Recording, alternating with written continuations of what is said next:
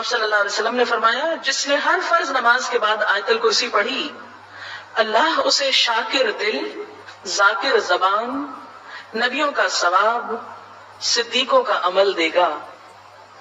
اس پر ہمیشگی صرف نبیوں یا صدیقوں سے ہوتی ہے، یا اس بندے سے جس کا دل میں نے ایمان کے لیے آزما لیا ہو، بس وہی پابندی کر سکتا ہے، یا میں اسے اپنی راہ میں شہید کرنا چاہتا ہوں، وہ بس پابندی کر سکتے ہیں یہ لوگ، اور ہم جیسے سلام پھیرتے ہی باتیں، کیونکہ اس کی پابندی کا ثواب بہت ہے۔ ایک اور حدیث میں ہے جس نے آیت الکرسی پڑھی اور اس کا اسی دن انتقال ہو گیا تو جنت میں جانے سے اسے کوئی چیز نہ روک سکے گی۔ اس میں اللہ کا اسم اعظم بھی ہے، جس گھر میں پڑھی جائے اس سے شیطان نکل جاتا ہے۔ لہذا اتنی خوبصورت آیت، اتنی بہترین آیت، اس کے لیے ہم میں سے ہر ایک کو حریص ہونا چاہیے۔